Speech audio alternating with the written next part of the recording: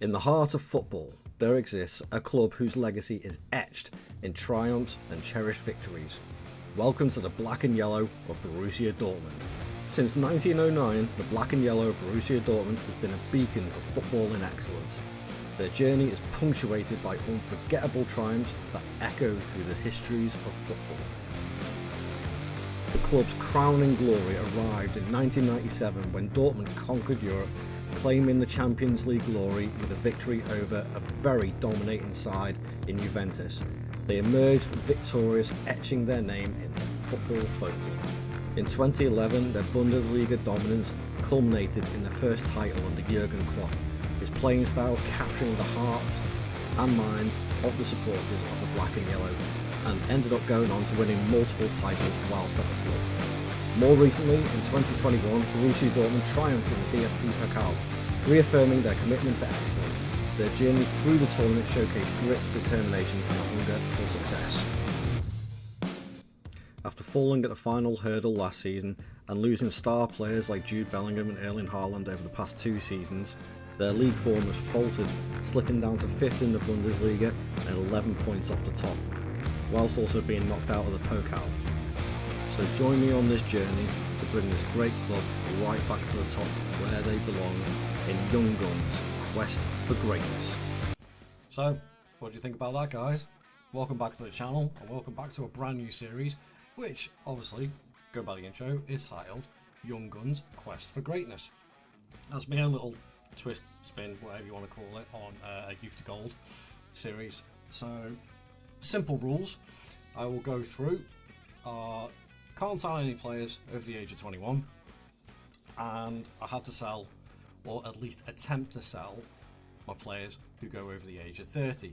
So basically keeping the squad nice and young, finding the best talents that are out there, including all the regens that are going to be coming, because this is a 10 season save, so I've got 10 seasons to get the ultimate target of making sure Borussia Dortmund win the Champions League again, which obviously, as I said in the intro, they haven't won since 1997.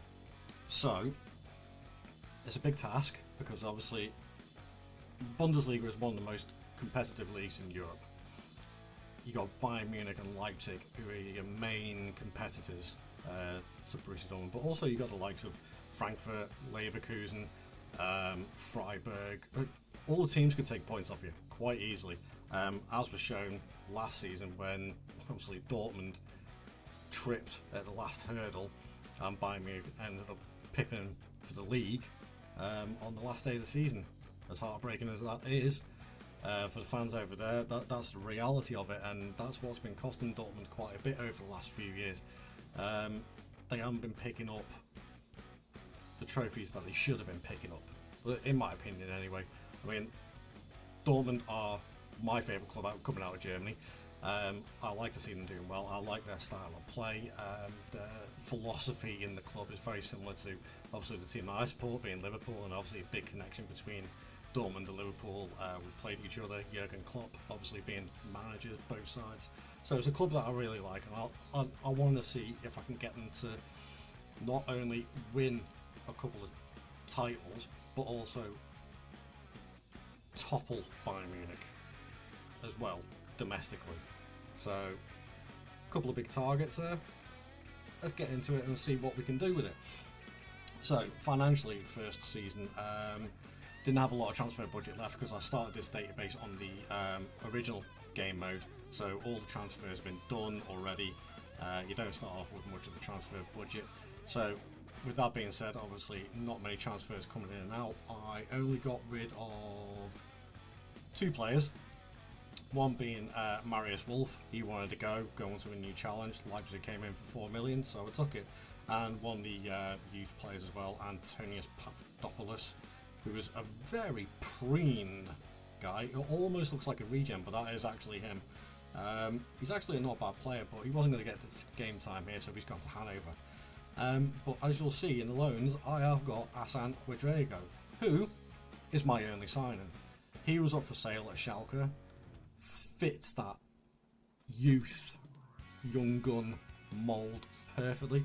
He's German, he's 17, and this guy is phenomenal. Obviously, you guys will know that if you bought him. I've bought him plenty of times in this game now because, admittedly, I see him as the German Jude Bellingham.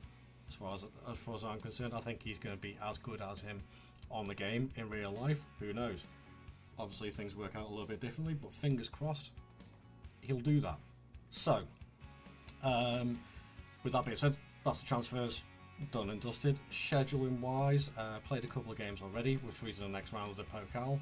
5-1 win against Magdeburg. So goals from Nemecha, Haller, Marlin, Adeyemi and Ryerson. And then a good first game of the season at home. 4-0 win against Cologne. With goals from Sabitzer, Marlin, Julian Brandt. Marlin actually got double there. Obviously one more game in the season to go, but I'm going to simulate that soon. Tactically wise,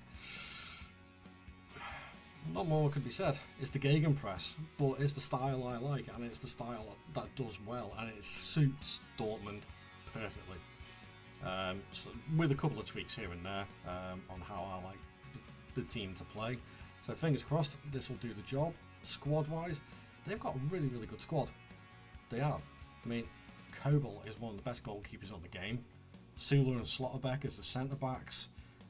Ryerson and Benspiani as the full-backs. The centre midfields is Sabitzer, Nemecha, Emre Can. And the attacking talent you've got on this team is utterly ridiculous. It really, really is. So I'm quite hopeful for this first season. But obviously it's the first season of not too much influence from me besides the backroom lot, which I've rejigged things around a little bit. Got a lot of better coaches in, better scouts, physio team and all that sort of stuff, because also need in the what do we call it, the development centre. Got a very good youth side, the under 19s. Got some good players coming through here. So, looking at it, what are the hopes for this season? I want to challenge for the league title straight off the bat, get them bouncing back. Not looking likely in reality, in real life, because as I say in the intro, they're fifth at the moment, they're well off the pace. A bit like Bayer Leverkusen have come out of nowhere. Xabi Alonso is doing a great job there, but obviously then you got Leipzig and Bayern Munich on top of that. So yeah, I think they could be doing a lot better. So hopefully we'll put up a bit of a challenge. But I'm going to simulate the season and we'll see how we get on. So I'll see you in a few seconds.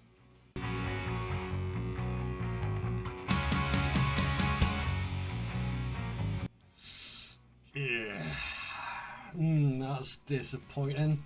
Alright, welcome back guys. Second place in the league, and what is even more annoying, and I've just noticed it, is out of the last 5 games of the season we lost 2. If we'd won those 2, we would have won the title in our first season.